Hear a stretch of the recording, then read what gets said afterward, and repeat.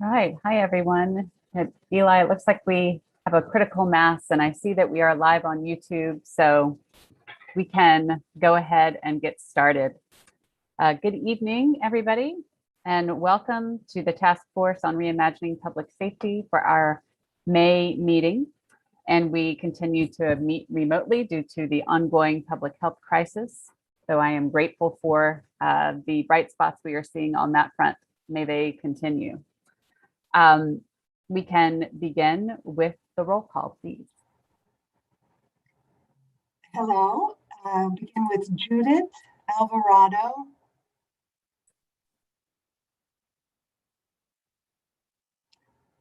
Keith Cook.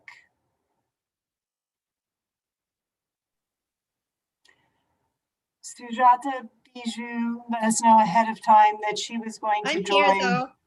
Oh, hello, I'm sorry. I didn't even see you right there. Made it on time. Thank you. Shannon Blue. Patricia Harrison. I'm here. Chloe Johnson. Rod Jones.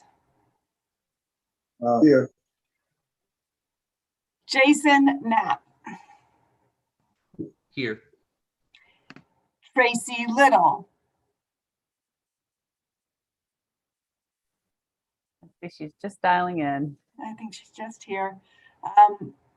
Hathaway Pendergrass. Present. Cooper Schultz. Here. Mark Xavier.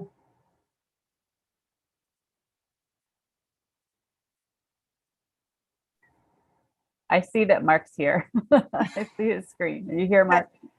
Here, can you hear me? Yes. Here. Oh, okay. Thank you. Allison Zirkle. Here. And Tracy Little. Hello. And Thank it looks you. like Judith also came in while you were doing the roll call as well. Very good. Judith Alvarado. Yes, here. Terrific. Thank you, everyone, for being here. Thank you, Eli, for your support and being here. And thank you, Chief Hampton, for being here again. We can move on to item number 2. Do we have any audience comments that aren't on the printed agenda? No, we don't have any audience comments. Okay.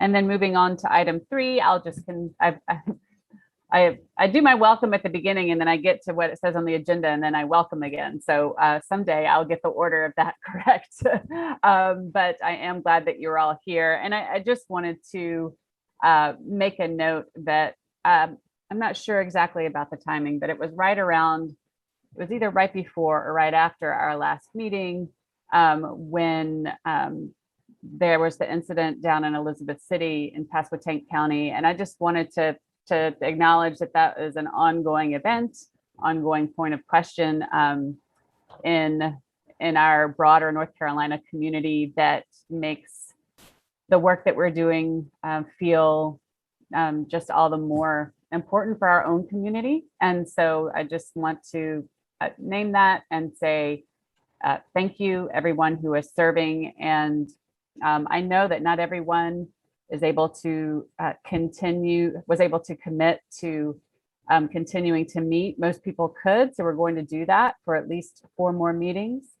But even if you were not able to do that, I'm so grateful for the time that you have put into this, and we'll take you as long as we can keep you. So thanks, everybody. Item number 4, items for decision. We have our minutes from our April 8th meeting. Do we have a motion to approve those or any changes to those minutes? Was that you, Hooper? Yes, motion. Sorry. That's okay. I'm sorry for interrupting. Totally Second. fine. Moved by Hooper, seconded by Hathaway. And we can roll call the approval of the minutes. Judith Alvarado.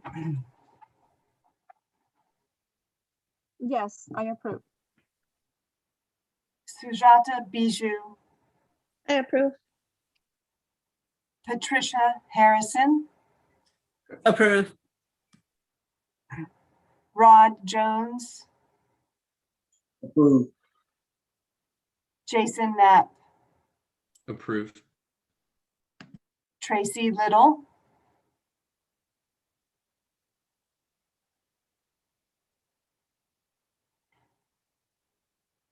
Tracy, is your microphone on?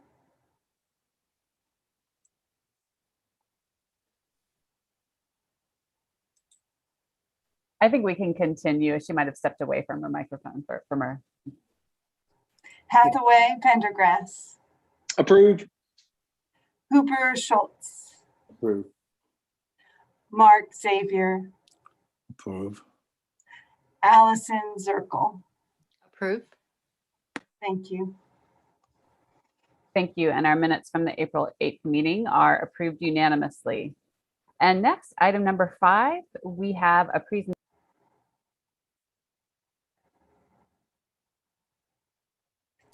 You muted Thank you all mid-sentence. for the Very accidentally, I was trying to mute myself. It's totally fine. I'm sure others have wanted to do that before. So it's all It was good. not intentional. I apologize. So welcome, Chief Hampton. And so he is here to give us a presentation on our use of force policy and training in the HPV. So with that, I'll turn it over to you. There we go. All right. Can everybody hear me okay? Looks like it. Okay, awesome. Thank you.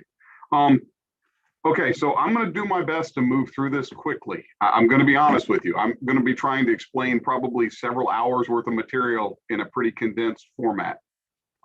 So at any point, if you have questions, if there's something that's not clear, please let me know. Please speak up so we can cover them.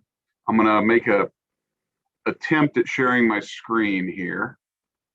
And before I do, one quick caveat, just so you all know, we've just opened up a recruit hiring opportunity within the department. We're looking for somebody we can put through a BLET. So if you know somebody who's interested in law enforcement that would help with the future, we're looking right now. So just putting that out there. Now, let me try this again. Share the screen. One.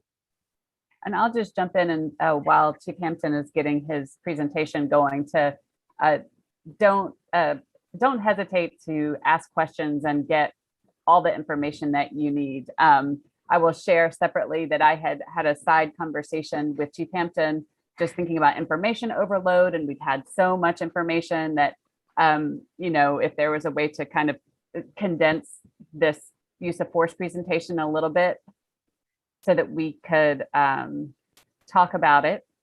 But what's most important is that you all get all of your questions answered and have the information you need. So just want to put that out there as well.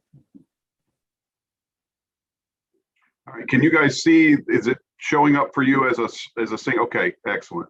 And yeah, like I said, I'm going to do my best, but this is just too big a topic that we can cut corners. So I'm going to try very, very hard to go through it and kind of explain it. I wanted to start by just kind of framing the conversation to get you all thinking about what is a use of force. There's a lot of these traditional uses of force that we all see. Officers having to use a baton or using a taser or physically tackling somebody, or when firearms are in play. So there are uses of force that are very, very clear, very easy for us to understand. And when we start talking about use of force, everybody wants to analyze this data. These are very easy kind of situations where you could have one-to-one analysis. It's this kind of force, this kind of person, this kind of situation. We start to move into areas where it becomes more complicated. Obviously using pepper spray is a use of force, but there's a difference when we start thinking about how we're going to look at use of force versus where they pepper spray a person directly versus indirect pepper spray. Well, okay, the person who's being sprayed, we can clearly analyze who's involved and what's the situation, but how do we count a situation where they're fogging the ground near a crowd? How many people were pepper sprayed in that incident? How many victims of use of force, if we want to look at it that way, are there? So it starts to become a little more complicated. within uses of force. There are situations that look like uses of force, and in some cases may be, some cases may not be. Officers order a subject to the ground, they tell him to get down on the ground, and then they move in for handcuffing because it's a potentially violent situation. Is this a use of force, or is this a normal handcuffing? The subject's complied with all the commands. If we're having to search someone, the officers have to hold them against a car briefly. Is this a use of force? At what point does it become a use of force? The officers have had to pull somebody out of the woods and they're having to escort them back to the car. Is this a use of force situation? We've got situations where officers decide someone has to get out of a car and they guide them out of the car. How much physical contact becomes use of force versus just contact? The officers are trying to arrest someone and they sit down. We're going to have to pick them up at some point. How does that play into it? Officers see somebody getting ready to fight and they get in the middle and separate the parties. Does that become a use of force? Situations where they're assisting EMS and they've got somebody maybe in crisis and they're having to hold them onto a gurney for EMS to be able to strap them in. Is that a use of force? And all four of these situations are ones we've had in this year where we've had to, different things. So it's a lot of nuance to trying to understand exactly what falls into that threshold of use of force. There's a lot of variation, so it's just important to understand that it doesn't become simple and easy to analyze. And within each incident, there could be multiple instances of different kinds of force potentially being used. So I just wanted to kind of set the stage with getting people thinking about what is your picture of use of force and where are those lines? All right, any questions or comments about that so far? And if you do have one, please just speak up because I can only see like 4 of you and I'm not very good at monitoring this. All right, I wanted to talk about policy for a minute, and I'm just going to kind of run through the framework of our policy for everybody real quickly. Our policy obviously has certain caveats. We ask officers to exhaust reasonable options to get voluntary compliance. We want voluntary compliance. That's the gold standard. If we can get that, nothing else has to happen. Officers are required to only use the amount of force that's reasonably necessary to get a goal of whatever we're trying to accomplish. And if we have to use force, we de-escalate that force as soon as possible. All of our use of force is governed by North Carolina general statutes. It's 15A 401. I realize now as I look at it, I didn't actually put that information in here, but essentially officers are authorized to use force in an arrest on another person when they believe, the extent it's reasonably believe it's necessary to prevent the escape from custody of a person who they believe has committed an offense, or to defend themselves or a third party from what they reasonably believe to be the imminent use of force.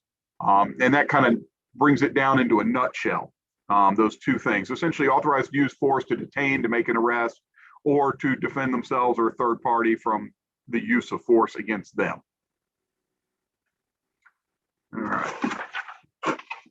So within use of force, or within our policy, we look at a couple of things. Why is it not advancing? Bear with me. There we go. So we first talk, one of the things we talk about in the policy is resistance. How do we define resistance? This is perfect standard. It's going to vary a little bit by every agency's policy. People describe these things in different ways. We chose this model years ago, and it's been fairly robust for us. We identify resistance in 4 ways: passive, active, assaultive behaviors, and serious bodily harm and deadly force. Passive resistance is essentially verbal, nonverbal non-compliance, refusing to follow directions. It could be questioning behaviors that are delaying the officer getting stuff done, and also just physically passive. They just won't do what the officer's asking them to do. Active resistance kind of moves into another level. This is where somebody's running, where they're physically trying to get away to prevent the officer's attempt to conduct whatever it is they're trying to do. This includes twisting, pulling, pushing away from the officer, for example, while they're trying to apply handcuffs, things like that. Assaultive behaviors is kind of a next level. That's where these things are happening, but there's clearly more of an intent to assault the officer. This could include pushing, physical strikes, throwing items at the officer. Pretty much anything that may be classified as an assault under North Carolina law and reasonably appears to maybe be intended to cause harm. The final level we characterize as where somebody's obviously trying to do serious bodily harm or deadly force to the officer, serious assaultive behaviors that we reasonably anticipate could result in death or serious injury to the officer or third party. So let's see. Sorry, I'm trying to manage 3 different screens at one time. It doesn't work well. One of the things we include in the policy is kind of guidance, and this is both policy and training about when is it appropriate for an officer to move from words to having to apply some kind of force. We use what's called the SAFE model. This actually comes from something developed out of the Verbal Judo Institute. But essentially, it gives us kind of 4 things. It gives us security, that being the security of other people or property or where the officer is threatened. There's some sort of imminent jeopardy that some kind of threat, some kind of danger to what you're trying to control. And also attack, if the officer is about to be assaulted or attacked. If flight becomes an issue where, the suspect's getting ready to flee or unlawfully flees, that's a time when it's time to move from words to actions. And then we also have this idea of excessive repetition, this idea that it becomes clear that no voluntary compliance is going to come forward. They've tried several things. They're in this doom loop of questioning, and at some point we have to move forward. So we give this kind of training and guidance for officers just to give them an idea of when do we need to start thinking about moving to the next level. There's a lot of spots in our policy. There's a note here. You'll see it. It's in the policy here. It's in the policy a lot of places. It's the choice of force option must always be reasonable and proportionate to the danger the officers or the situation the officer's facing. For example, the amount of force that's reasonable to protect property is much less than might be what's reasonable in response to a deadly threat. So we always build that into our training as well, that idea of proportionality. And even within, when we talk about things, I'm going to step back a second, give an example. When I mention things like the resistance levels being kind of an imperfect system, it's hard sometimes in these situations because you end up with multiple things. You may have somebody that hits an officer and then they run from the officer and then they hide in a house.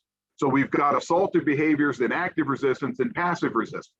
And it's an unfolding event. So it's important sometimes to realize that these things change a lot throughout the incident. Okay, so the use of force continuum. There's a lot of questions and conversation about continuum. And I kind of start with a caveat at the bottom. It's interesting. Professional law enforcement has started to move away from the idea of continuum years ago because it was often misunderstood. It's misunderstood as kind of this very strict linear progression. And it may, it can be used to cause officers to do things they don't need to do. It was always intended to be a training tool, an options tool to help them understand. Unfortunately, there's not always a clear if X, then Y is the appropriate response. But we still talk about a continuum in our policy. We still use one. It's just important to understand that it's not always linear. The force chosen by the officer is going to be based on the resistance they encounter. It may move up, it may move down, it may skip options as things happen. And additionally, some tools and techniques that are out there may fit at multiple levels, depending on the situation. An example of that are things like a baton. If you strike someone with a baton, that's clearly using an impact weapon. But if you're holding it in for example, a crowd management situation or riot situation, and the officers are just using it to push, it may be more of a less lethal mentality. So again, it changes a lot back and forth. Our use of force theory, policy continuum starts with the idea of presence and communication. They're always there. We start with verbal commands.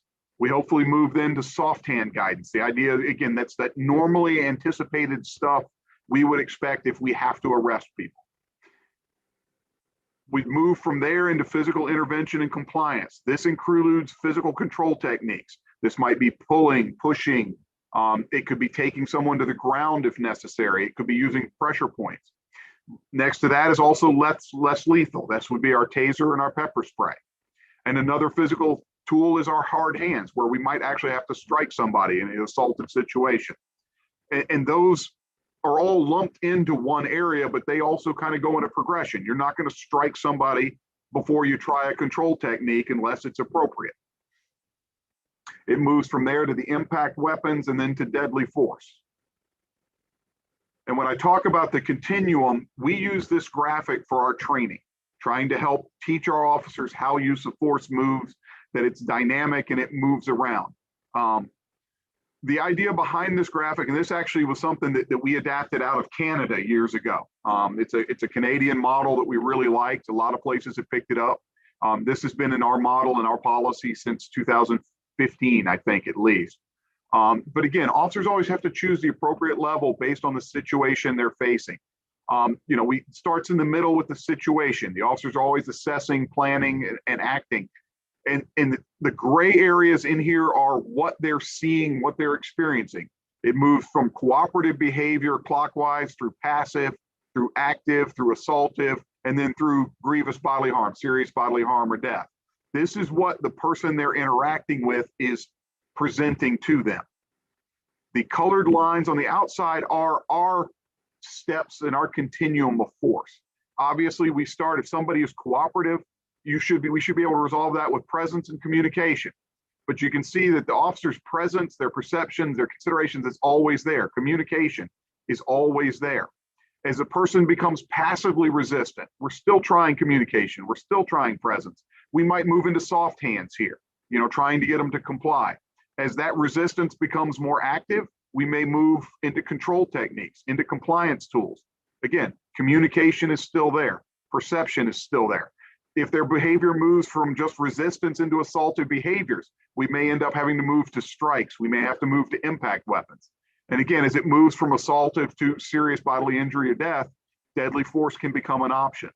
And this is a constant cycle. It's a constant wheel. It's a constant loop of assessing, acting, reacting, that we have to teach the officers to be aware. If all of a sudden somebody demonstrates an assaultive behavior and they back down, we go back down the wheel.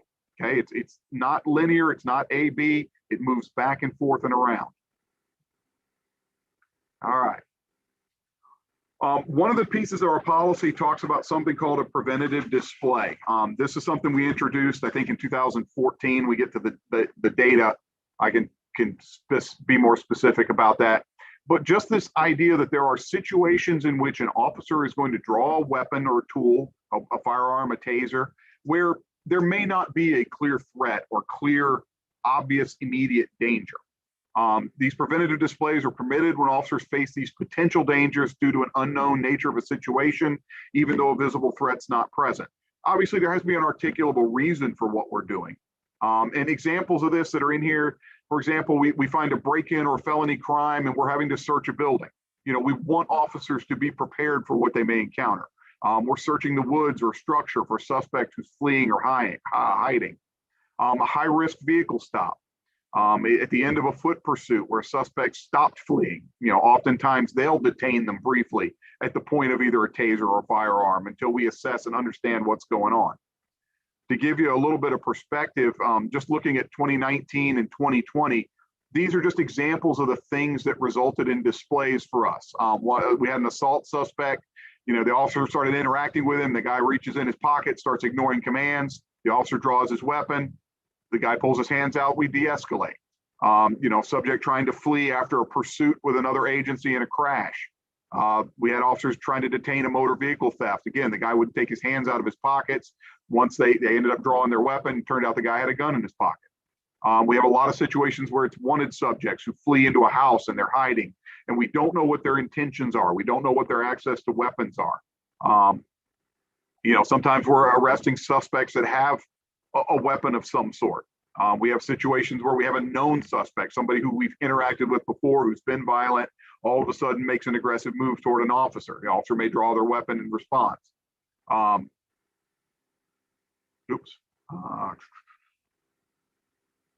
Again, we're searching for a robbery suspect. Again, violent crime involves a gun. We encounter someone. The officers in this case displayed weapons, but didn't really actually point them at anybody. We just keep them in there. It's not worth trying to figure out if the gun was pointed, not pointed. If it's displayed, we tend to count it. So again, gives you an idea of the kinds of things the officers are coming into. And sometimes it's situations like the last one where they respond to an alarm. They find an open door. The alarm's going off. They announce their presence. They don't get any response. They go in to search the house. They draw their weapons, and generally don't point them in everywhere they go. They keep them what we call low ready. and they're going through the house. All of a sudden they encounter the homeowner who's sleeping through this alarm and open door. So again, you have these moments where weapons come out sometimes in situations where there isn't that necessarily an immediate active threat that they've got to deal with. All right. I wanted to talk just briefly about the less lethal. I think Sujata or somebody in our early stuff kind of asked about our less lethal options. Essentially, our officers have 3 options for less lethal. We have taser and pepper spray, and they have the batons. Taser and pepper spray, there are some provisions. I just wanted folks to be aware that they're not, there are limits to when we can use them. The tasers, we don't use them on folks that are 65 or older, someone who's pregnant, somebody who's very frail, obviously frail. If they're in control of a vehicle, we try not to deploy them in a way that's going to hit the head or the neck or the genitalia. And the interesting one, and with pepper spray, similar, somebody over 65, someone in control of a vehicle. The one that came up, and this actually came up from Armstrong versus Pinehurst, I think a few years ago, was this idea of actually, it's not Armstrong versus Pinehurst, sorry, it's a different case. But this idea that we don't want to tase somebody that's in a position that their reaction from the tasing is going to be reasonably anticipated to cause them more significant harm than we intend. You know, for example, they're up in a tree and they refuse to get down. We don't tase them to get them out of the tree. They're running across a hard surface parking lot. We don't want to tase them there because the reality is they won't be able to control their fall. So we do a lot of things to try to avoid these tools having those unintended consequences. The bottom paragraph is about the Armstrong versus Pinehurst, which is essentially that these tools are used where there is a threat of some sort. They're used as a defensive tool or to stop the flight of someone who's trying to avoid arrest. They're not intended to be used to just stop non-compliant or non-violent physical resistance. That's not generally what they're used for. They're not to be used on a subject who physically resists in a non-violent manner, unless the situation is such the officer can reasonably conclude the resistance presents some sort of danger. The Armstrong-Pinehurst case was a situation where a subject in crisis had decided to hold onto a pole and he wasn't going to let go. And the officers were trying to take him for a commitment. They ended up using a taser to try to get him to let go of the pole after several failed attempts to pull him off the pole. So it's that kind of idea of you know, we don't want to use it in that situation if we can help it. I did want to point, I know this is like the worst instructor fail ever. You're never supposed to have this many words on a PowerPoint. But I wanted to just highlight a couple of things. And this is stuff that's been in our policy for years. This is not new. And it's some of the things that people are talking about right now. You know, warning shots. We don't fire warning shots. The idea behind that is if we are in a situation where we need to fire a weapon, it needs to be a deadly threat. We don't know where a warning shot bullet is going to go. We don't have any idea, and that's not a good situation. Firing at or from moving vehicles, we are prohibited from doing that. Yeah, the only exception to that will be where an officer reasonably believes there's an imminent threat of death or serious physical injury if they don't do it. And they're really going to have to articulate what that is. We train our officers, if you're about to get run over by a car, get out of the way. Your bullet is not going to stop that car. Okay? So we don't train, we don't want our people firing at a moving vehicle. Chokeholds, big topic, always been in our policy. They are considered deadly force. If you grab somebody around the neck in some way that's cutting off their ability to breathe, you're applying deadly force.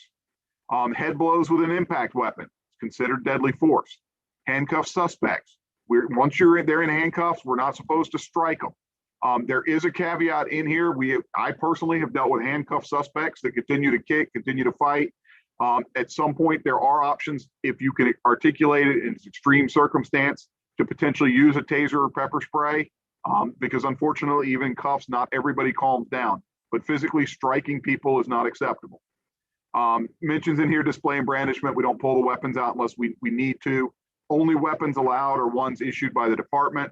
And then the last point is this idea of unconventional methods. Essentially, we're saying that if an officer is in a fight for their life and they're losing the fight, there really aren't a lot of rules for what you can do at that point. You need to be able, if you're losing the fight and you're about to lose your life, you know, they may use whatever methods are necessary, even if unconventional. Dwayne, can I just ask a question right quick?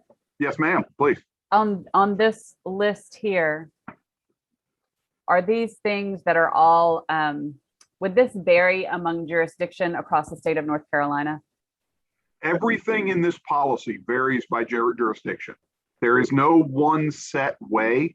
The only thing that is constant is the North Carolina General Statute 15A 401. That's the only piece that's really 100%. You'll find everybody uses different models for force. They call them different things.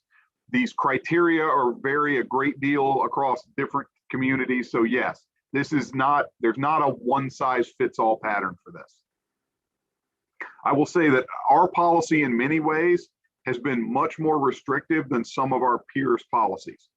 I will tell you right now that there's stuff in our policy that was never in policies in Durham, where I came from. That may have changed since. Obviously, things have changed, but you know, these policies do vary across agencies pretty significantly. All right, post use of force. So we've had a use of force, then what happens? First thing we always teach the officer, first responsibility is seek medical attention for anybody that's injured. Our officers, I think, have done an excellent job of that. I remember several situations where immediately after a pretty big use of force, they were able to get a person into a rescue position, immediately started dealing with lacerations and first aid. But it's something we take very seriously.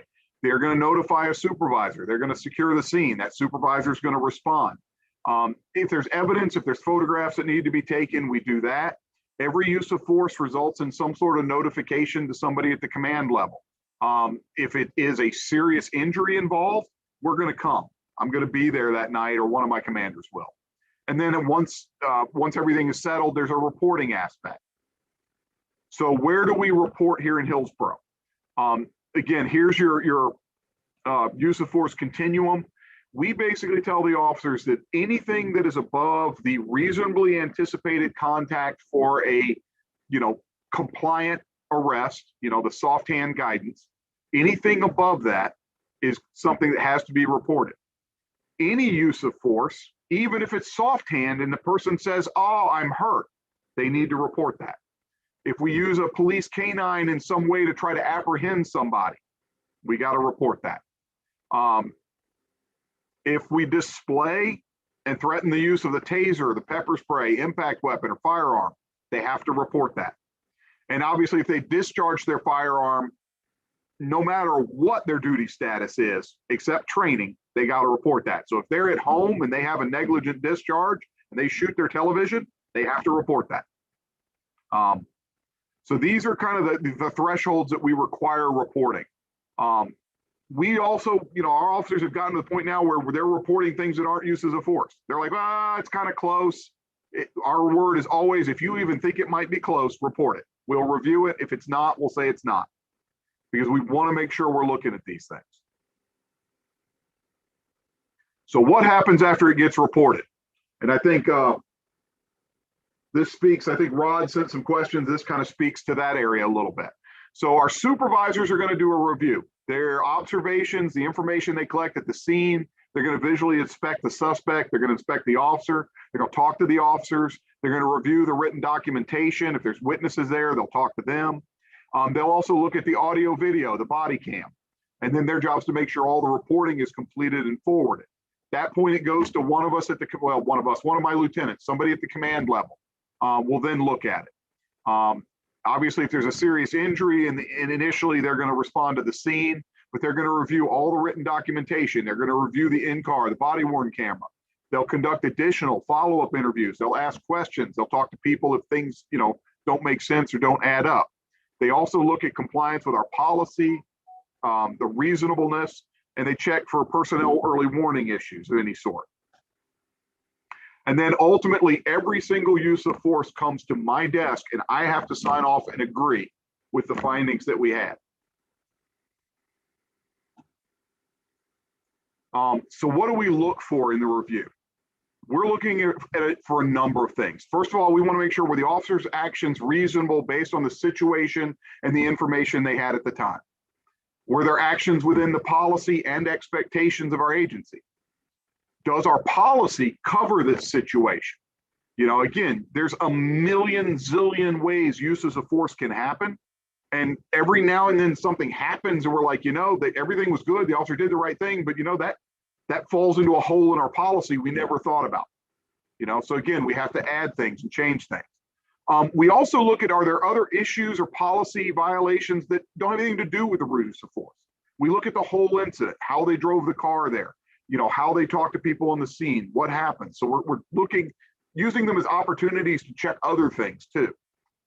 We want to know if there are training opportunities related to the use of force. Were there different tactics, different approach that could have been tried to mitigate the need to use force? And then are there training opportunities related to other things?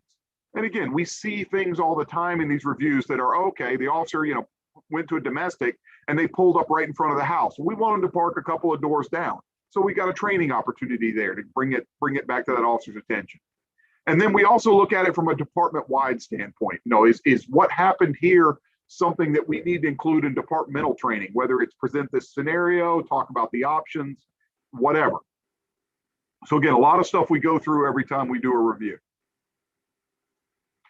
I wanted to speak just very briefly about officer-involved shootings and deadly force events. We've been fortunate. We haven't had anything like that here. The initial response, supervisors, everybody's going to usually respond to the scene. We treat it as a crime scene initially, okay? So we're going to lock it down. We're going to lock down evidence. We're going to contact the SBI. They are going to come in and do a criminal investigation. They're doing a criminal investigation from the standpoint that the officer is the suspect and the person that was shot is the victim. That's how they look at it when they do that investigation. We're also going to do an administrative investigation at the same time. And this is where we're going to look at the officer's actions and look at our policy. The SBI is worried about the law, criminal. We're worried about the internal stuff. So again, you can find situations where the SBI may find that what they did was legal. We may find it's a violation of our policy, not acceptable. So things like that exist. These can be very complicated situations. When I was in Durham, we had a number of these. They can take a lot of time. There's a lot of information. It's essentially a homicide investigation.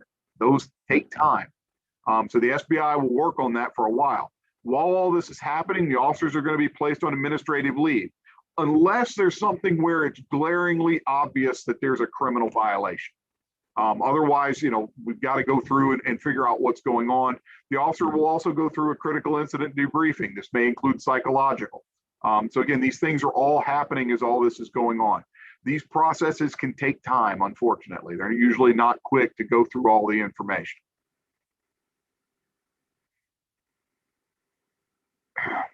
Talk briefly about training. Use of force is trained in a lot of different ways and a lot of different times throughout the year with every agency, and especially with us. There's annual in-service training. There's training that's required by the Justice Academy that is a set curriculum and involves use of force and firearms and the laws and things around it. There's also policy review. We require all our officers to go through the policy. We go through it every year. They do sign off. They do testing. We include use of force topics as part of kind of regular squad-based training. We may go over articles and videos and have discussions.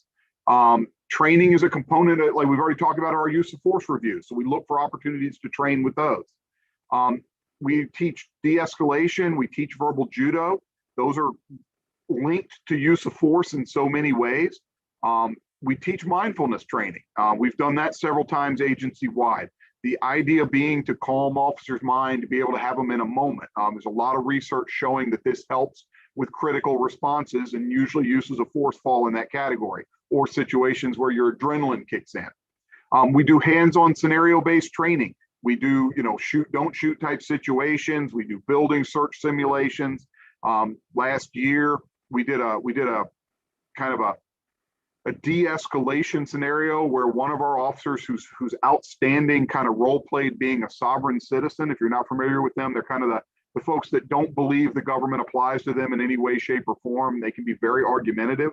And every officer had to go through this interaction with this person who was constantly trying to escalate the situation, and they had to constantly de-escalate the situation.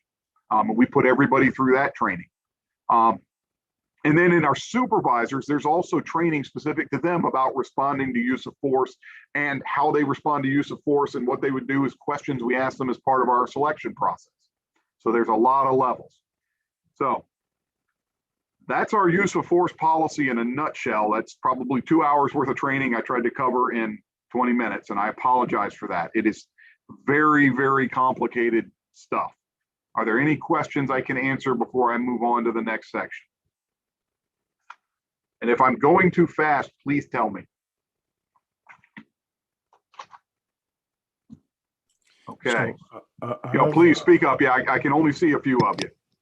Yes, I have a question though, because you're talking about the use of force. My question is, so there was a slide about, let's see here, about the, hold on, bear with me. Yes, the continuum slide, right? Yeah. So I think that's, where is it? No. That one? Yeah, that one. That one is a very interesting one. So here's my question. My question is that with the use of force, right? So how I understand that. So this can happen, right, in a fraction of a second to some degree. Absolutely. Right.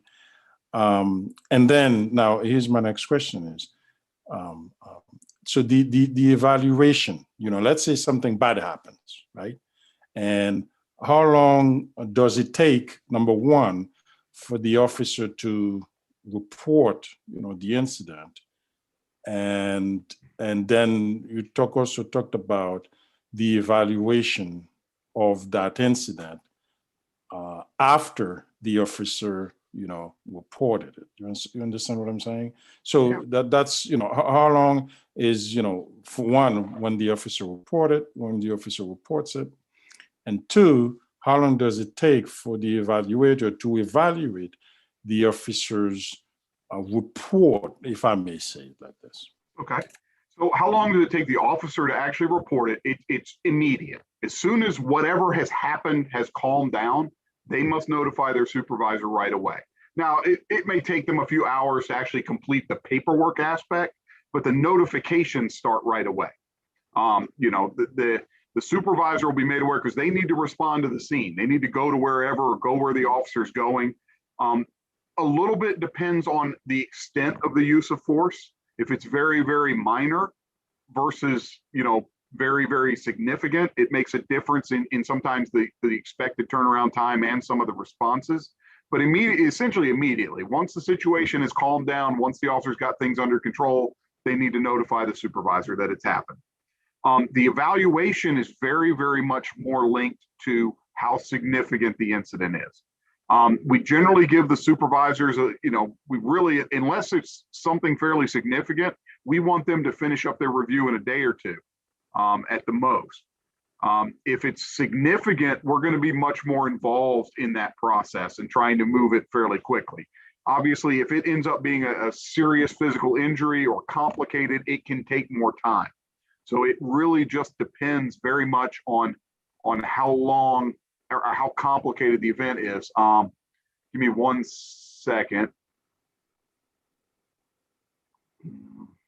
I'm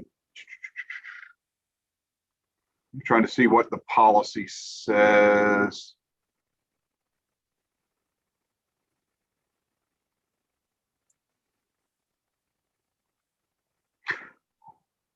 So generally speaking, the supervisor's got to send their stuff by the end of that duty day, unless maybe it's minor and it happens right at the end of the day. We're not necessarily going to make them stay over. They can finish it the next morning. So the supervisor is going to send their stuff pretty much that same day. The command review generally has 5 days to finish up if it's not a significant injury. If there's a significant injury, our goal is to get everything done within 48 hours. But again, everything depends on the nature of what's going on. We may have to do extensions just based on needing to get other advice, needing to get other information. Also just depends on sometimes getting the other evidence. If we have a situation where it's use of force near a business, even though we've got body cam, we want the video from the business. That might take us a few days to get. So there is some variation to it, but generally we want to move quickly, and especially in these minor ones, to go through and get them reviewed. If it's a more significant use of force, it's going to take longer to review. The timing of that is not necessarily a set thing. We're going to kind of do a 48-hour clock each time. Every couple of days, we're going to be like, where are we with it? So we can move it forward. And obviously, if it's taking longer, we're going to be explaining why. We generally are good about if we've got something cooking that's potentially a problem, we're going to let the board know early, and we're going to update them with what's going on. And I let the manager know and update him. We want to be transparent with them. Good, So good. Thank you. I hope So- that answered your question. Sorry. Yes, thank you very much for answering it. My last question is so you also mentioned about the FBI, right? So does that happen often that, something went to the degree where the FBI has to get involved? Because you also mentioned about it's the reverse aspect of Right. between now the FBI is looking at it at a reverse manner, right? Now the FBI is investigating the officer, Right. things like that. So Right. does that happen often? That just a question.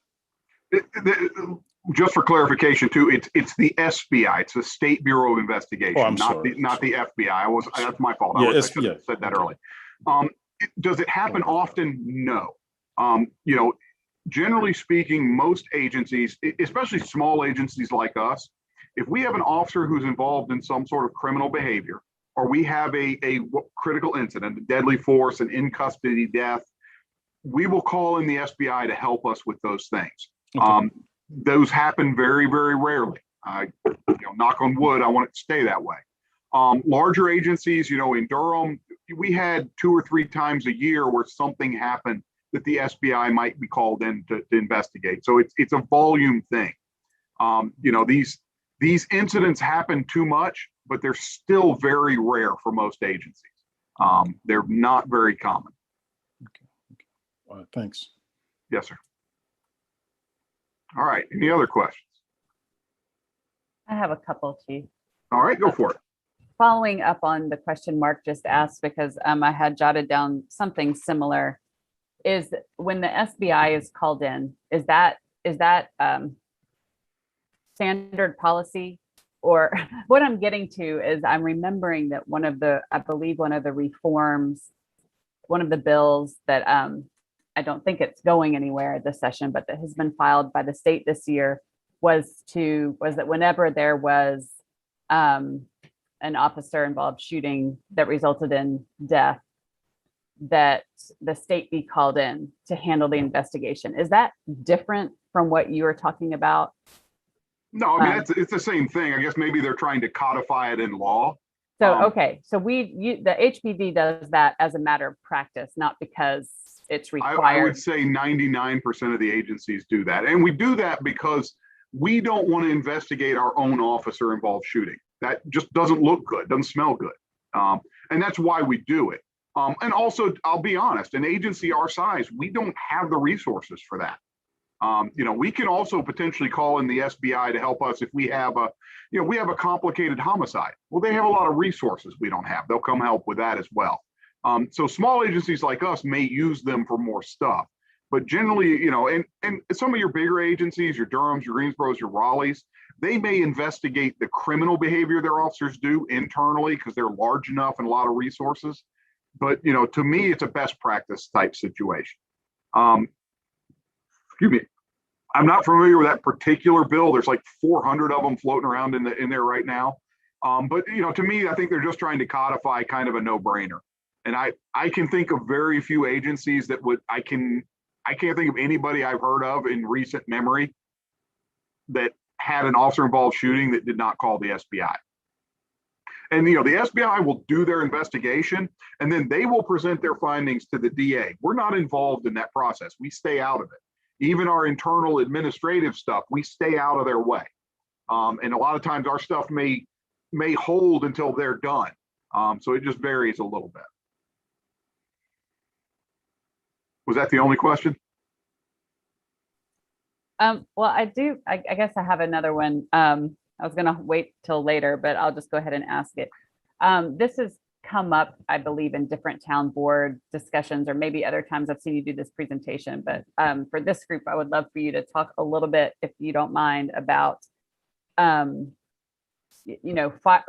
fireable offenses, like in the use of force kind of world. What are there specific things that would, an officer loses their job, And I'm asking that because I think one of the things that people talk about, people are talking a lot, and in the discourse around this whole issue right now is, for example, Derek Chauvin, the officer who ended up killing George Floyd, had numerous complaints about him with excessive use of force or improper behavior, and but there he was still working. And so if you could talk a little bit about that. The short answer is that there's not really a perfect formula for that sort of thing. It's going to vary a lot. Factors that we would look at is, again, what did the officer actually do? What was their intent? Was there malice? Was what they did so reckless and negligent? In some cases, what was the end result? Yeah, they didn't really mean to do it. They didn't do the right thing, but something happened because of it that was really, really bad. If it's not really, really bad, maybe we can fix it through training. But if it's really, really bad, maybe we can't. So it's going to vary a lot by looking at these factors, the situation, the intent, the actions of the officer. The officer's history is going to play into it a lot. I can't think of a lot of situations where we're going to have instances where officers have some sort of significant, sustained, excessive force problem that we're not going to deal with. From my perspective, it's a liability to the agency to keep them. If I have somebody who I know has used force inappropriately in a bad way, and I keep them and they do it again, that's on me at that point. It's on our town. So, we look at these things. We had a situation years ago where we had an officer who was fairly newly hired. He was having some issues in the training, and he ended up punching a handcuffed suspect. We fired him. It wasn't, didn't hurt. She didn't even realize it had happened. She was very intoxicated and didn't want to press charges, didn't want to do anything. But, it's one of those situations where we looked at it and realized, you know what, that's just not acceptable. And if you're going to do that as a brand new officer, I'm not going to get something better down the road. So we decided it was easier just to let that go. So we're always looking at these things. It's hard. We use our personnel early warning system. The idea is officers get a number of incidents, and keep in mind our definition of use of force, our threshold is very low. So, again, we're going to do a lot of reviews of things that are very minor situations. But what we do is once they trigger a certain number, we go back and do another review, and we kind of look at the whole picture. We look at how many uses of force they were involved in and how many, complaints might they have had, and kind of look for patterns, trends, and problems. Obviously with anything, we want to try to fix things with training if we can. But if we don't think somebody's salvageable and it's a danger to our agency and our town to keep them, we're going to have to make a decision. And we've done that in the past, and we'll do it in the future if necessary. I don't know if that helps, if that kind of answers it. No, thank you. That's good. All right, so I'm going to move now to a little bit of just data. I just want you guys to think for a minute to yourselves, if police officers arrest 100 people for various offenses over the course of a year, how many times do you think they would encounter some kind of resistance? How many people out of 100 don't want to go to jail? The reality on this is there's not a lot of information out there for us to work with. Resistance is a very, very hard thing to capture. So much of the resistance our officers encounter, they overcome with communication. We found a few studies, but again, they don't give us a lot of information. There's a 2003 study that showed resistance in about 12% of the encounters, and these are police suspect encounters. There's more information on the side of arrests and use of force. 1999 study estimated about 18.9% involved something. There's a 2008 study that kind of came up with similar numbers, that police used or threatened to use force in about 20% of the arrests. So it's a hard number to capture. It's like how much resistance are officers actually running into. We pulled a lot of our use of force data, and I want to start with a couple of caveats. First is important to understand on the right side, this note's important. Not every use of force results in an arrest. In fact, only about 68% of them are really arrest situations. Other situations, they may, in this case, like in 2020, 6 were involuntary commitments. 3 of them ended up being no real action done. One of them was an OC pad referral. One was just ended up getting a citation. We were done. One, the officers chose not to arrest because the person had a medical problem. So again, we're going to talk about it in terms of arrests, but I want to be clear that it is an imperfect measure. A lot of places talk about it in terms of contacts or calls for service. Again, these are imperfect measures because there's thousands of calls for service that will never involve possibly a use of force. But likewise, there's also lots of arrests that don't. So we use this as kind of an internal benchmark for us. What you can see is, again, this is the kind of the relationship between arrests and resistance. And again, I understand, and please understand, not every resistance situation results in an arrest. But examples, 2016, we had 498 arrests, 16 instances of resistance, 643 arrests, 24 incidences of resistance. So you can kind of see it's about 3%, 3.7, 3.7, starts to climb to 4.9. 2020 is an interesting year. As with everything in 2020, it's one of these anomalies that's out there. I found this pretty interesting to see that the amount of resistance compared to the number of arrests we had really climbed this year. If you look at the chart below, you can see that orange line in 2020, the active resistance, it's an increase of about 69% over the 4-year average before it. We saw, again, fewer arrests, fewer activities because of COVID. What that resulted in was probably arrests for more significant things. A lot of the minor stuff was handled through citations and other things. So more significant custodial arrests, and we saw more situations of people actively resisting. This can also be related to the fact that, again, folks were in a lot harder situation in 2020. You had a lot more folks in bad situations that led them to making bad choices. So that's just kind of an idea of the resistance that we faced and kind of what we were dealing with over the last few years. This is a chart we started probably in 2012 and have just been kind of building on it ever since. I've presented this to the board multiple years. But just to give you an idea of kind of our volume, the first column are things that were reported as uses of force that we then reviewed. And then we kind of, in 2015, we made a change. That's where we added that idea of preventative displays. The idea was that we wanted to capture those instances where officers pulled out guns but didn't use them, because we wanted to make sure we're reviewing those. Our logic behind that is once we pull out a weapon or a tool, if we're pulling those out and we don't need to be, that's a problem, because your options are becoming limited very, very fast. So we wanted to make sure it's like, if our officers are pulling out their weapon in a situation where they're even thinking they might have to use it, we should probably look at that and make sure that's the right choice. So we started reviewing those in 2015.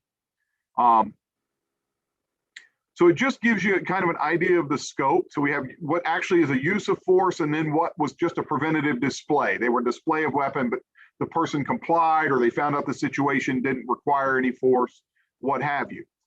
We also tracked incident injuries in here, just to give you an idea. Folks always ask how many times did use of force result in injuries? And then we just gave you some percentages here. Uses of force or force incidents as a percentage of arrests. And again, we still see it climb. This is a slightly different look because use of force and resistance aren't always linked. So the numbers are slightly different. But you can just see it's generally a low percentage of all the arrests. And then how many of those arrests resulted in an injury? So again, generally a low percentage. Most of our suspect injury, in fact, all of our suspect injuries 2016 through 2020 were all situations where they were minor abrasions or scrapes. A lot of them were an injury as a result of like running through the pricker bushes in the woods, things like that, but we go ahead and count them. We did have several officer injuries. A couple of those were more significant. We had a couple that lost time. We had one that actually had to have a surgery as a result of the injury from a use of force. And just a quick note, in 2020, we did 35 reviews, but 2 of them were found to not have any use or display of force. So just to clean the numbers, we don't include them in that number. Okay. Questions about types of force. What kind of force are we using? The bulk of our force are physical control, pulling, pushing, grabbing a hold of somebody in some way. Occasion, about once a year, the officers tend to have to use a taser. And then we've had a couple of other odd things. One year we had a canine bite. One year we had an officer had to strike somebody. So the displays and the physical control are the bulk of our uses of force, by far. And for the most part, most of the physical controls are fairly minor. They are literally grabbing, pulling, pushing. I think Sujata, in one of the early questions from way back in the beginning of this process with you all, kind of asked about, one of those early questions was use of force. What kind of stuff leads to a use of force? It's really, really, really hard to define that. I wanted to give you kind of an idea. This is 2020 and 2019, so that you can see that it's all kinds of things that lead to these uses of force. And again, it's very hard to classify these things. The nature of an event that starts and what ends up resulting in a use of force can change. You know, officers may respond to a disturbance. They calm down the disturbance. They find out somebody has a warrant. They arrest them for the warrant. They take them to the magistrate. And after they see the magistrate, the person decides they're not going to walk into the jail. So the officer has to carry them into the jail. Hence the use of force. Well, what do we call that? Was that a use of force that started from a disturbance? Did it start from a warrant service? Did it start from just, I guess, non-compliance, whatever you call it, when I decide I'm just not going to walk to the jail? So again, it's difficult to categorize these. We tried to just kind of give you a sense of there's all kinds of things that lead to this end result. And it's virtually impossible to predict it. And then demographics. We pulled the demographics for use of force. It's important to note that there are more people than there are uses of force, because sometimes use of force may involve multiple people. We talk about things like the preventative displays. You know, it kind of goes back to that pepper spray down at the ground in front of a crowd. You know, how many people were affected by that? You know, officers get a call about shots fired or a shooting, and they roll up on the scene and they draw their weapons, and there's 5 people out there. While they're trying to figure out, that's 5 people that they displayed a weapon at. So it's again a little bit challenging. Just wanted to give you for comparison the arrest demographics for 2020. So you can see those there, and then the demographics of the use of force situations.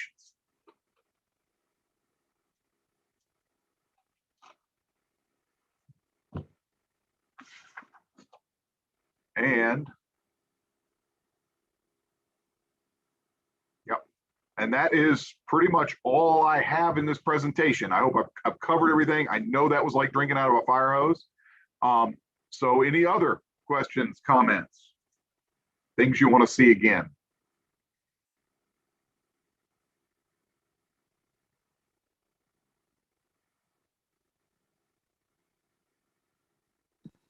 Do you mind going back a slide so I can just look at it a little bit longer? Absolutely, yes, please. If you guys want to see one longer, please. You know, this shows the demographics. You know, our arrests, African Americans made up about 53% of our arrests, 73% of the force incidents in 2016, then 55, 55, 57, 56.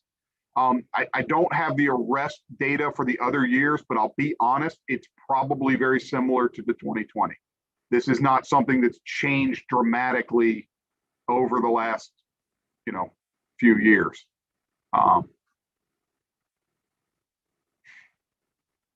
And again, it's important to just understand it's an imperfect comparison. It's the best I've got. There's lots and lots of arrest situations that never lead to use of force. There's lots of uses of force that don't result in an arrest situation. So it's just important to understand it's imperfect.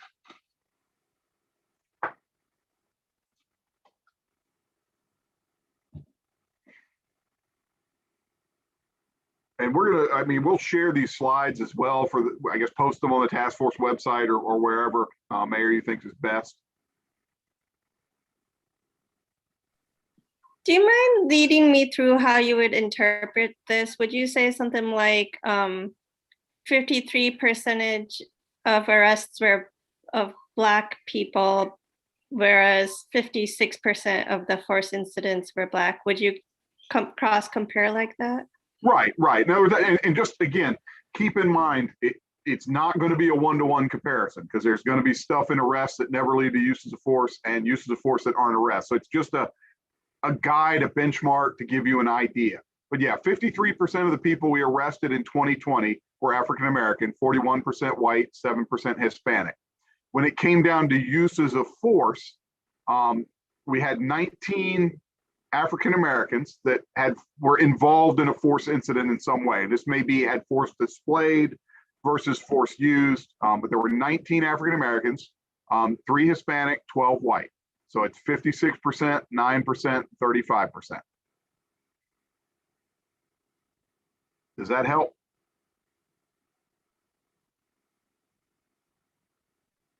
And then Yes, obviously thank you. for each subsequent year, it's the same way. So I wanted to give you the numbers as well as the percentages. And just keep in mind, this is a very small set of numbers. So one more person, one way or another, can potentially make a several percentage point change in these things. But we're seeing what we're seeing across the criminal justice system and all of our governmental systems, to be honest. You know, African Americans are overrepresented in these areas compared to the general population. And here, you know, again, it's fairly in line with the arrest population, except for 2016. And I can't explain that anomaly at this point. That's a little further back than I have as good a data. Yes, I was about to ask you about that. It seems to be like it's about 20% difference. Right. And again, that could easily be a situation where the officers did a preventative display and happened to have 5 people there. So one incident can skew it fairly significantly.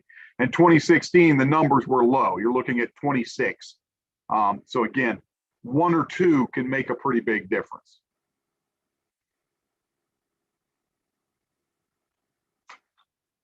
And again, I don't have the arrest data for 2016. I can't imagine it's all that different from what we're looking at 2020. It's going to be some variation on that theme. I do have 2016 data. Was there anything weird?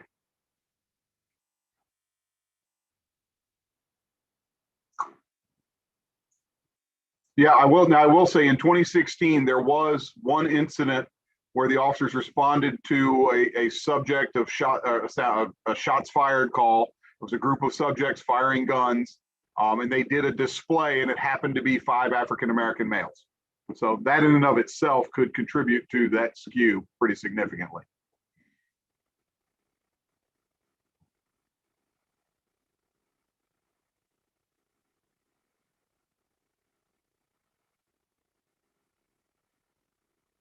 Trying to see. Other years had something similar to that. 2017 had one that was kind of similar to that, not quite as many people.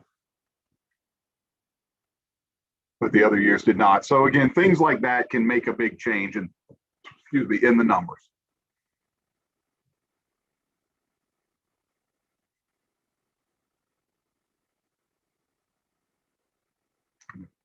Nothing else anybody wants to see. I'm going to try to figure out how to stop sharing.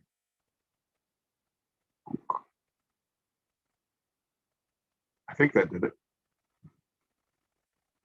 All right. And that's what I've got on use of force. Again, that was, you know, when we teach this to our officers, that's 4 hours plus of training that we go through the policy and go through scenarios and go through situations.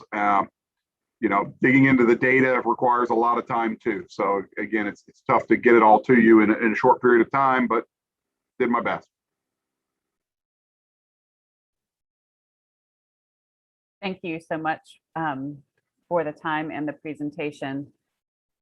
One last call for questions or comments before we move ahead. Okay, all right. Thank you, Chief Hampton. So that took us through item 6A, discussion and questions from the task force related to use of force. And now we're going to talk a little bit about community police public safety advisory board models. And so I'm going to share my screen.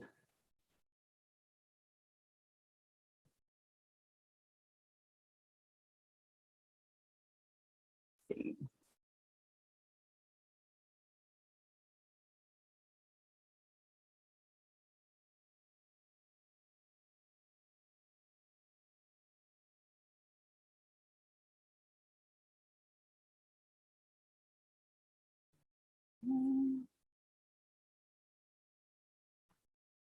Okay, and similarly to what we were saying before, I can now only see 4 people on the screen at once. One of those is my own face.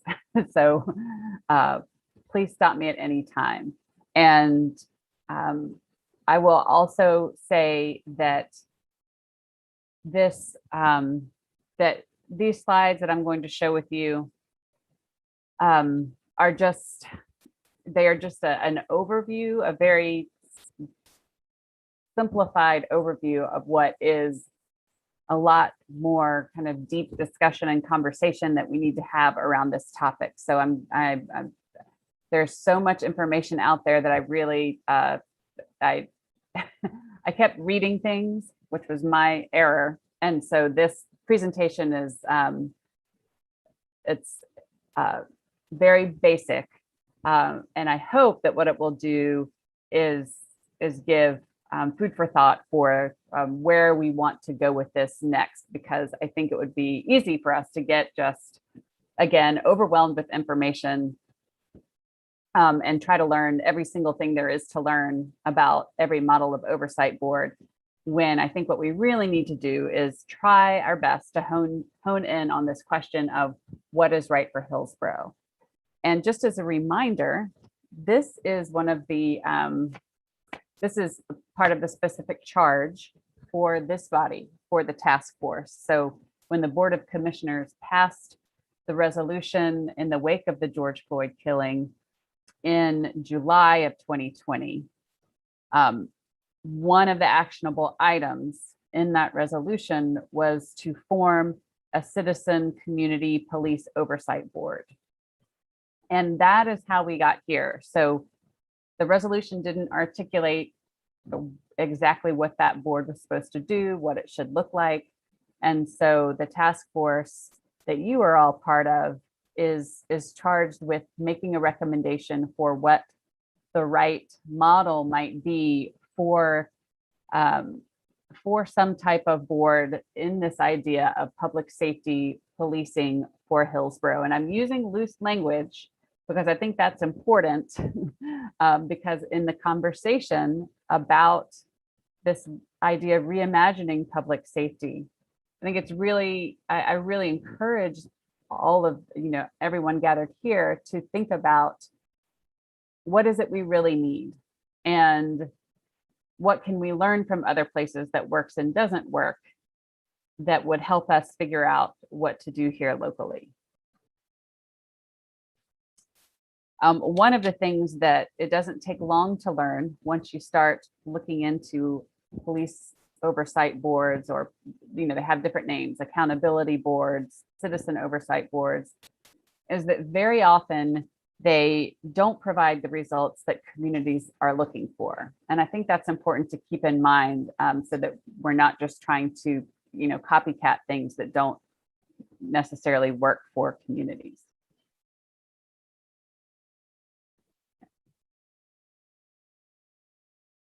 Okay, so what does Hillsborough need? We've got options. Do we adopt an existing model? Do we create something specific and unique to our community and its needs? And again, what can we learn from other communities? And I think what's underneath this is, what is the problem we are trying to solve? So I'm just leaving that question hanging there for now.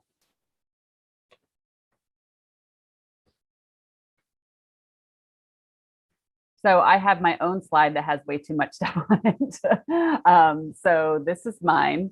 So I gathered, this is just directly copied and pasted from a group called the National Association for Civilian Oversight of Law Enforcement. The website's here. You can pull it up. They have a ton of information on it that I haven't even been all the way through.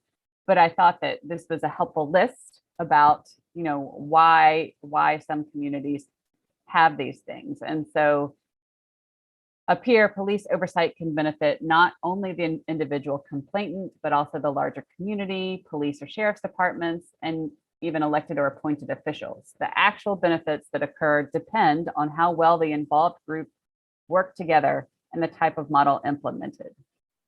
And so here is a list of things that these boards can do. It gives you know, a place to give complaints that are outside of the law enforcement agency.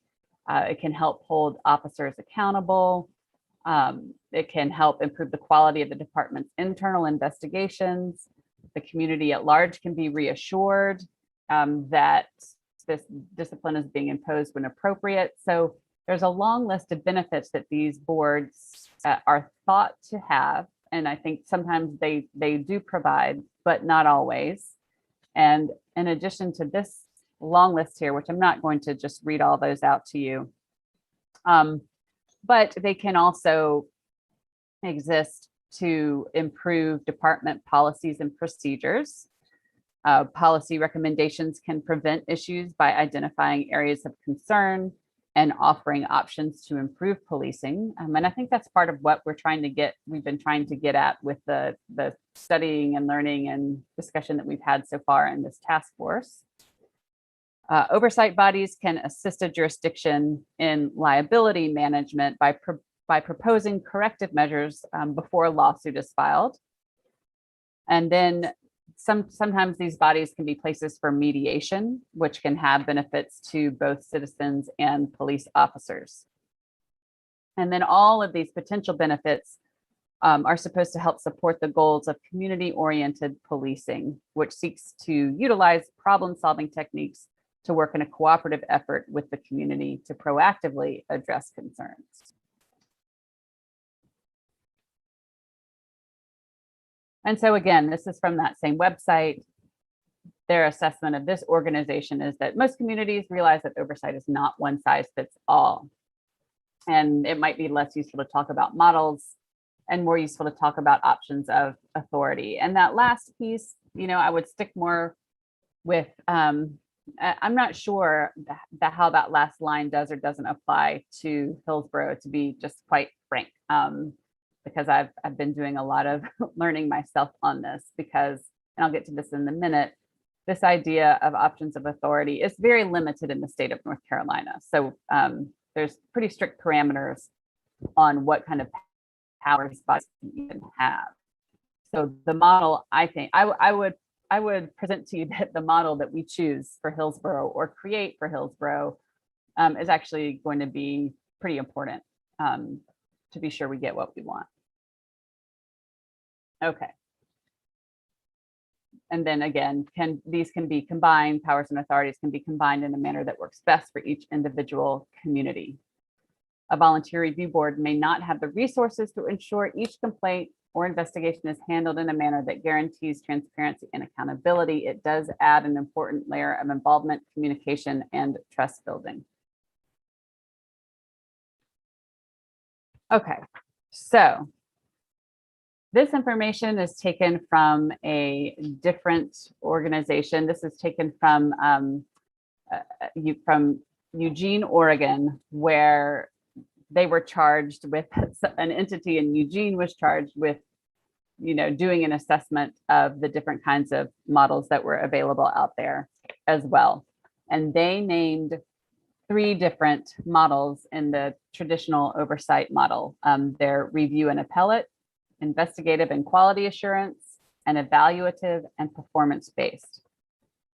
And I'm going to read you a brief summary. The descriptions of all of these models are multi-paragraph, and I encourage you to go look at this. But I'm just going to read you just the kind of brief first paragraph for each one. So, review and appellate models. These typically go to work only after the law enforcement agency itself has completed an internal investigation of a citizen's complaint. Many civilian review boards function in this way. Usually these boards can only review the completed file and cannot conduct independent investigations or hearings or subpoena witnesses or documents, nor can they adjudicate complaints or mete out discipline to errant officers. The power of such boards is limited to giving the chief of police recommendations whether the results of the completed internal investigation should be sustained or reversed, or further investigation or reinvestigation should take place. Generally, no portion of the review process is public. These review bodies have no standalone budget. So basically these are, it's interesting that there's no public facing part of this, and I think that what the town board has in mind is a public body like this one would be, and like all of our advisory boards are. And I'll just pause there and just keep reading. So the next one, the investigative and quality assurance. So for this type, some police reformers argue that internal investigations of citizens' complaints are inherently biased, and that the power of the police to investigate and discipline their own should be displaced either entirely by an independent outside body or partially by giving outsiders significant power over the conduct of internal investigations. And so for the first one, the review and appellate models, this is what they have in Minneapolis, I believe. And I think it sounds similar to what they have in Durham and have had for many years. And then for the second model is what they have in the city of Seattle. And then for evaluative and performance-based models, some police reformers have taken the position that systemic failures will not be identified and solved when one proceeds on a case-by-case basis. Until systemic problems of police culture and procedure are solved, they argue, police departments will continue to produce flawed or biased investigations. So this is talking about looking at systemic accountability in these evaluative and performance-based models. And the LA County Sheriff's Department has this model. And one of the things I would like to point out is that the examples here are all large jurisdictions. So they're big jurisdictions where they're fielding a lot of complaints. So that's very, very different from what we would be dealing with here, not just with our community, but with our capacity. So that's important to keep in mind. And so even still, this goes back to one of the questions that, I asked Chief Hampton and during his presentation is that, this is from a whole bigger article about how civilian oversight boards for police departments are often really not doing what it is that the community expects that they would do for a variety of reasons. So for example, in Louisville, they had their own civilian board, but they had no standing to investigate the death of Breonna Taylor. And in Minneapolis, the current and former civilian oversight entities had already fielded 12 complaints of alleged misconduct about Officer Chauvin before he killed George Floyd. So that second one, I think, is a very just obvious and pronounced, I think, failure of what a community would expect a board to be able to do, and the relationship that they would want to have for improving the relationships and accountability in the community. So just a brief look here. What are our neighbors doing? So Chapel Hill has had I'm just going to click on this right quick, and I might ruin everything by clicking on this. We'll see what happens. May never get back to my PowerPoint. So this is, you can see Chapel Hill has had their Community Policing Advisory Committee for some time. And you can find information about it here when you click at the link.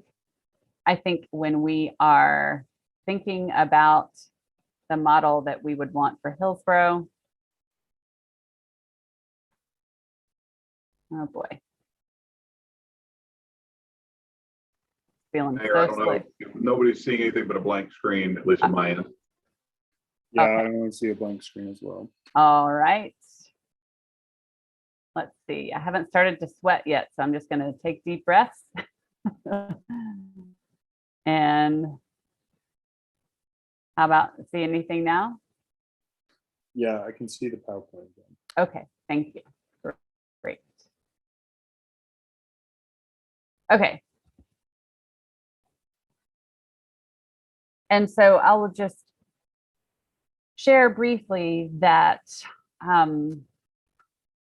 when we take a deeper dive in this, whether we do it as one large group or whether a smaller subset of folks dives into this question a little bit more, I think it would probably be helpful to talk with some of the members of these advisory boards, our neighbors, and because they've existed for some, for years, to get their feedback on what is working, what isn't working, and what advice they might have. And so City of Durham has also had one for several years. I don't know how many years, but it's been around for a while.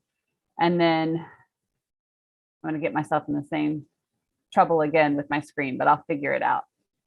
So this was a recent article on ABC 11 from last month. Again, talking about the challenges these boards are having. So Raleigh has a police advisory board, but theirs is very new, I believe. I think it might be brand new. Anyone, please feel free to jump in if you know differently. And, so this is an article just talking about the frustrations that those board members are having with their oversight board and how it might, again, I'm repeating myself, but isn't performing the way that they thought that it would. So in Durham, I thought this was interesting. The city's Civilian Police Review Board has a once a year public forum. So I don't know if their other meetings are, not open to the public or not, but I thought that was pretty interesting. So again, you all will have access to these articles when this is posted as well.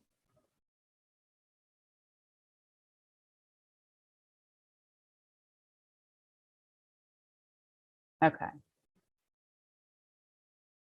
Oops. And so then here, so this is new, but now I see that the link didn't travel with me, which is unfortunate. But City of Durham, in partnership with Durham County, has recently formed a community safety and wellness task force. And I'm actually going to see if I can just find that website. I think I might have it still put up because I would like to.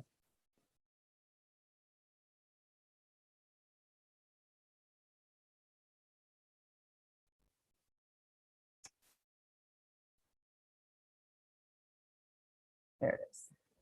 So these are the bylaws. Yeah, because I'm not sharing the right thing. I am ready to stop the zooming. Okay, can you all see this? Okay.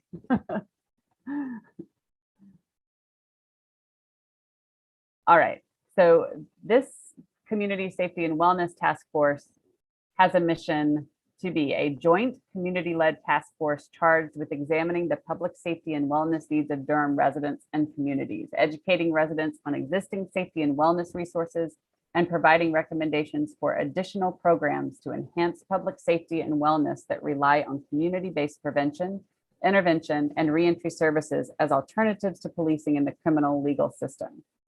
Now, again, it's important to draw a distinction in that this is a county-city joint effort where the city of Durham, first of all, it's a big city, and second of all, it takes up physically almost the entire county of Durham. So a very different environment, very different kind of resources, at both the city and county level than we have here locally. But I do think it's an interesting model in light of some of the things that we have talked about in our meetings together.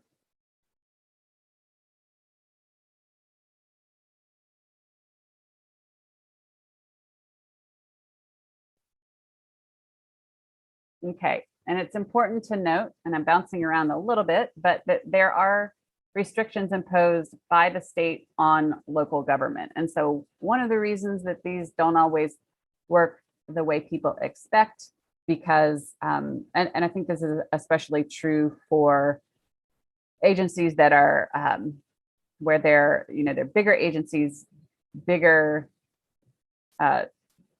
municipalities, where they're fielding a lot of complaints, is that they don't have subpoena power. And so the community has an expectation that they can do this. And they don't have access to personnel files, and they have limited investigative authority. And those limitations are placed by the state of North Carolina. Representative Meyer tried last year, or maybe the year before, to try and get some changes made to those, but has not been successful. And just to be frank, I don't expect changes on those anytime soon. That's not an expectation I have would come from the General Assembly, but I could be wrong about that. So, and one of the real obvious downsides of this is if you have an agency that has significant corruption, exhibits excessive violence on its citizens, or does not hold individual officers accountable, then the oversight board can't have a significant impact with these limitations on it. And so to figure out, sorry, my computer's angry at me. It's giving me some strange messages that I don't understand. So I'm going to stop sharing. And the last slide gets back to that question, what is the problem that Hillsborough is trying to solve? And maybe it's not just one problem. Maybe it's questions we're trying to get at, things we are trying to improve. And so I think that is really what would be helpful as a guiding question for moving us forward on this idea of a model. And I'd like to start just by throwing that out to folks to see what your reactions are.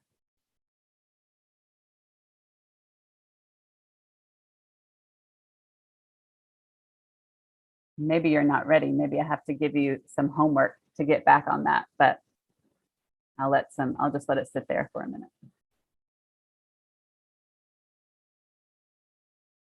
Yeah, Jason, go ahead. I think just for me, when we went through the presentation today and we looked at the data, I think the most important thing that we need to address is the overrepresentation of African Americans in the use of force category. When we look at that in arrest, how can we address that head on? To me, that was the most glaring issue that I saw today.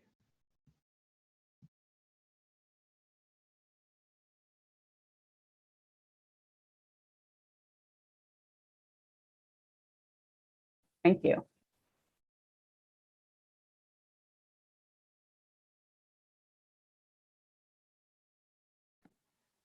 Well, yeah.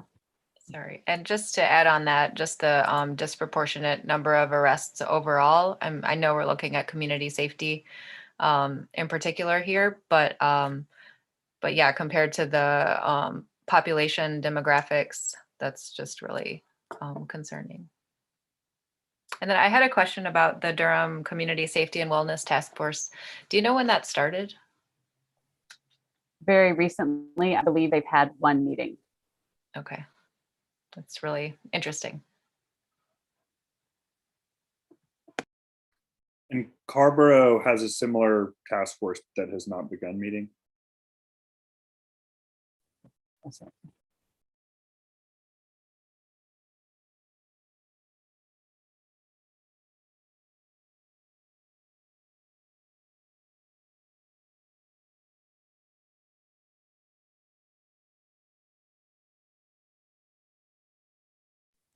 I think also kind of to go way back to a meeting that we had earlier when we talked about just the sort of different systems and nuanced approaches that communities have towards reimagining public safety. I know you talked about this a little bit with what they have in Eugene, but what role does force play in a new system that we imagine? I think that's also going to be one of the most important points that we need to hit on. How much force, if any, like what level of force can a sort of reimagined response detail? Mayor Weaver, you touched on this a little bit when you were talking about Eugene, but I think scale and capacity are going to be important because a lot of what we've looked at have been municipalities that are much different in size. And so I think that's going to be a major issue with like trying to take a previously existing system and translate it to Hillsborough.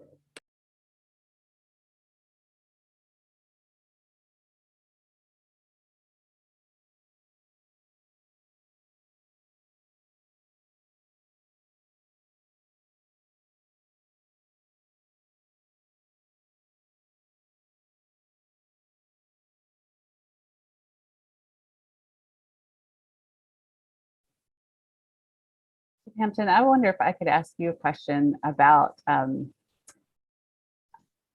I'm not imagining that you have this, data right in front of you, but if, because it strikes me that what's important in this conversation is for Hillsborough is, having a sense of, again, what the community needs, what is appropriate, what are the things we are trying to get at. And so do you have a sense of, what the nature or frequency of complaints that you all receive, about the department? And I know y'all, that's another thing you measure broadly. So even a comment on Facebook. So I think I'm conscious about the fact that I'm the mayor and I'm in a position of power. And so I don't want to sugarcoat things in any way, but I guess what I would assert is that Hillsborough Police Department, the issue that we really need to get at isn't about excessive police violence. To my knowledge, we do not have a lot of complaints about that happening. Is that true or not true? I would say that is true. I do not know of any complaints of excessive police violence. In fact, the only time in my 10 years here that I can remember encountering one that was excessive was one we identified internally. The person didn't want to do anything about it. And so I don't know if we're going to necessarily solve that whole conversation right now, but I think that that's the kind of the questions that I would ask you all to be thinking about, trying to kind of check off and narrow down about when we think about what is appropriate, because it seems to me that what we have also learned is, the disparity, the racial disparity in arrests, the disparity we see, in the use of force. So I do think that the small numbers problem is important to keep in mind, but that feels like an important issue, whereas some of the things other communities have experienced is not as prominent a problem. But the model that this group might suggest could also be the entity that, if something, again, knock on wood, when and if something does come up, that would also still be the entity that addressed it. So this is a big question, and it needs to be group led. So and I don't expect us to solve it in this moment, in this meeting here, but that's where we need to go. Okay. Yeah, go ahead. I have a question. Oh, sorry. Oh, wait a minute. My camera is not on. Okay, so I have a question. My question is that so our goal, right? Is it to draft a policy? Our goal is to draft a vision Okay. for who knows what we would want to call it, but make a recommendation to the town manager and the town board for what a community oversight board, a safety and wellness board, whatever it is, to make that recommendation, because this group, remember, is time limited. It's not a it's time limited, but the resolution that the town board passed was to have some body, two different words, a body that is, a regular type of advisory board that is standing. Thank you for Yeah, go answering. ahead, Chief. Sorry, I just wanted to, you kind of asked the question, but I do have some of the information for you. Generally speaking, when you talk about like, find the right spreadsheet, sorry. When you talk about complaints, I mean, we had 28 complaints last year. And again, these are very broadly done. If somebody called and said the officer was had his gun unsnapped and it was inappropriate. And, we watched the video and the officer just had his gun on. There was nothing unsnapped. It was just the perception. So, I mean, it includes a lot of things that are very minor. In fact, most of the complaints, if I look at them, are very minor. So one of the issues is going to be defining what is a complaint. We have, again, I didn't like the way the officer talked to me, or, he wrote a warning ticket and he shouldn't have. And, it's a lot of things like that. We had people accused of discrimination and profiling, and we look into those. So it depends on what the definition that we're going to use of complaint is, as to how much really volume there is. Sorry, I'm trying to pull the sheet back up. So, you're talking a couple a month at most, and most of those are the ones that are, for lack of a way to put it, not even anything we can do with. The, hey, I just wanted to let you know I don't want to get anybody in trouble kind of complaints that we look into. So I'm not sure what, like I said, in terms of frequency, how much volume. I did want to chime in just to point out that, at least from our perspective, one part of this group's charge is also to determine if these models and things are even appropriate for Hillsborough. Hooper has a valid point, as you're comparing these all to models in very, very large communities. From our perspective, we have a lot more community interaction. We're answerable to a town board that's of elected officials of this town of 7,000 people. So, I think it's just important to realize that whatever we're looking to do, there is a lot of scale issue here, and there is not a lot of volume. One of the problems that I heard about with Chapel Hill is their board, after a very short period of time, for lack of a better way to put it, kind of got bored because there weren't problems to fix. Some of the issues that you're talking about, especially we talk about, the disproportionate, these are national issues. These are huge, broad issues. So, it's a matter of figuring out your scope and your focus. That problem of what do you want to fix, I think is very important. It may be that the recommendation coming out of here is more about how we can share more information publicly. For me, what information does the public want to know that will assure them that we are operating the way we are, which is the right way.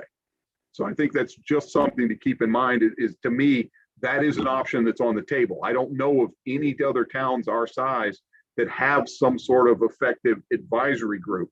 We can form another citizen group to work with, but again, I like to, I would rather we do it broadly with our whole community if we can, rather than excluding anyone for one group. So it's just food for thought.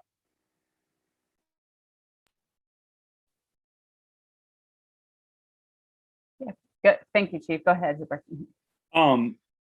Maybe this would be just like another thing that would kick the can down the road, but I know the town has, in Talk of the Town, released surveys asking the public, like what they would prefer. And like, maybe that would be something we could do, is like ask people like how they imagine, beyond just this group, how they imagine their, day-to-day public safety life in Hillsborough going, or if they think there is a problem, and invite like that kind of input.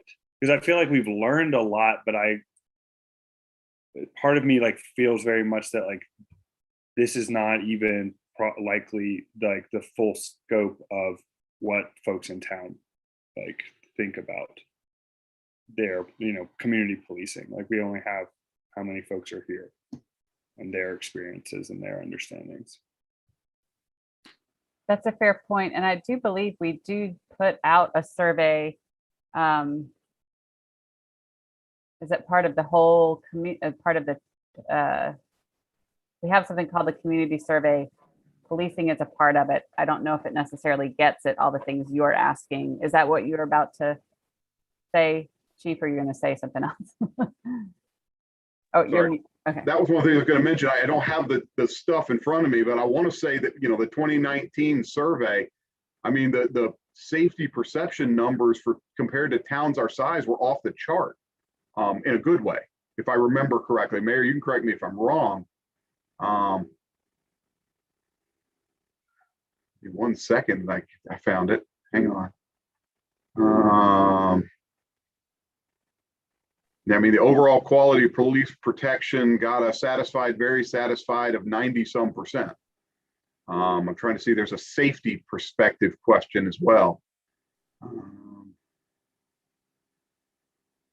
Quality of life. There we go. In Hillsborough, overall, 92% safe or very safe. So we have done some of those surveys. I don't know if they'll help folks get any feedback. And they are on the town website, but I think you have to search survey in the general box. I'm not sure where to find them in the menu. So sorry. No, that's fine. That's helpful. Eli has placed a link to that community survey in the chat. And that is my same recollection, is that the marks for the feeling of safety for the police department were very high. I will say one of the most interesting parts of that breaks it apart a little bit is their maps of respondents, and kind of the neighborhood showing the least amount of satisfaction map pretty closely with the maps that we talked about when Chief Hampton did his presentation, kind of about how we do things. And, I don't remember the name of it, but about how the police department does things and why, and some of the data around there, that it maps to some of those more heavily police neighborhoods that have more calls. And so, I think that there's something important there to consider and think about. I don't have answers for that, but I think it's important to consider and think about. So that's going to take me to my next question for this group. So I'm gonna just kind of put a pause on this idea of a model, because we're gonna have to talk about it more. And except to as a segue into what our next several meetings look like, is this question of so Sujata also had a question in the comments about when we talked about the mental health response calls. And so this body is also has the ability to make policy recommendations. So we're charged with kind of two things. One, thinking about some of these issues, which we've been doing. And if there are policy recommendations this group wants to make, those can be forwarded to the board. That's one part. And then the other part is suggestions for recommending a model for an advisory board, or, as I think the Chief Hampton's point is important, or whether that's not appropriate. So this board can make a recommendation, and then the town board and town manager can decide whether or not to follow those recommendations, alter those recommendations, it's all part of a process and conversation, really. So certainly we haven't covered everything there is to cover in the world of this idea of public safety. But we have learned a lot. We've covered a lot. One of them was the basic, how things are done locally and why. We had all the information about the traffic stops from a kind of global perspective and a local perspective. We talked about the mental health response calls. And I know I'm leaving a couple of things off the list. But we have some stuff to work with. And what I think we need to decide is, do we want to process all of those things together as a group in our big meetings? Or do we want to kind of break off in interest areas? And we might do a little of this and a little of that.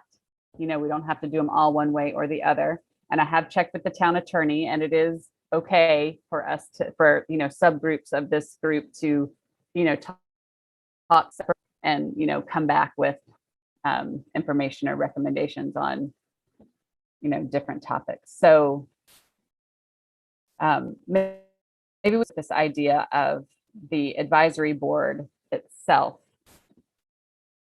is that something that folks would like to kind of process and talk about as a group? Or do you think it would be more successful if there was a smaller group that kind of put some real thought into it and brought it back? I think there's benefits to both.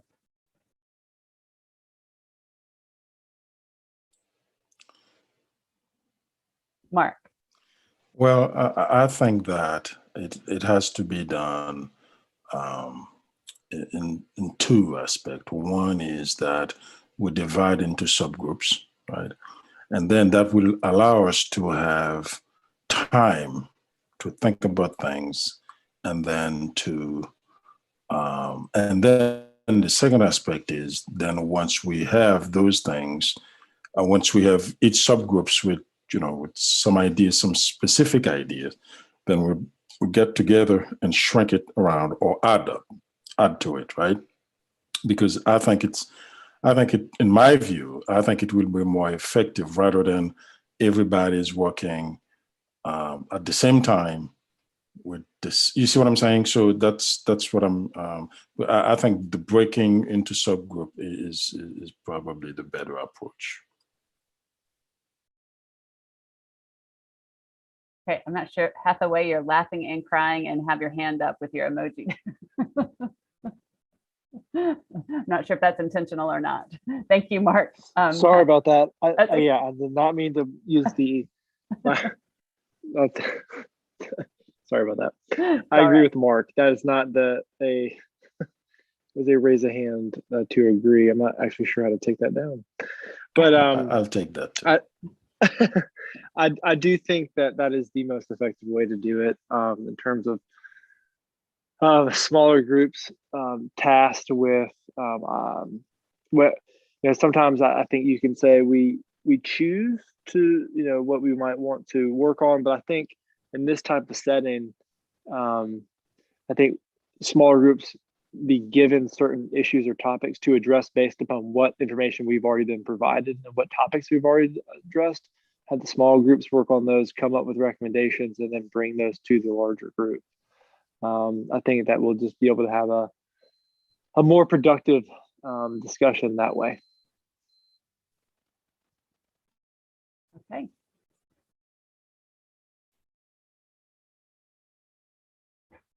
Other thoughts?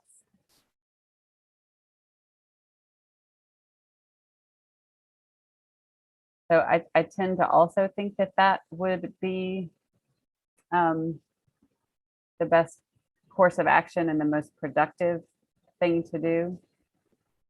So this is my next proposal, is that you will hear from myself, probably through Eli, about how those groups can be divided up.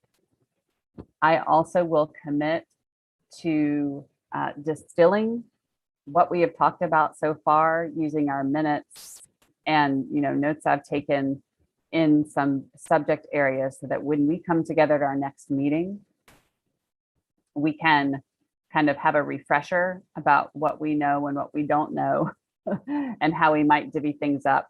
And then we can move from there. Does that sound okay? Okay. All right.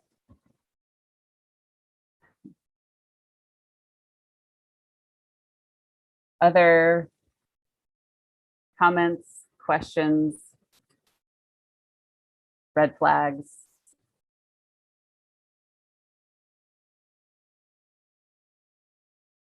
I hope that people feel encouraged. I think it can feel overwhelming, but I believe that especially when we look back at all the things that we have done and have covered, I think you'll see that I really feel like it's both a lot and can be manageable. So I'm just really grateful for everyone's participation, and we're getting somewhere.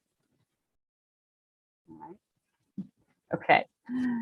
I have lost, there's my agenda. So our next meeting date will be June 10th. And we can adjourn. Thanks for all your time tonight. Thank you again, Chief Hampton, for another detailed and helpful presentation. And we'll see you all next time. Good night, everyone. Good night. Thank you all. Have a great night. Good night. Good night.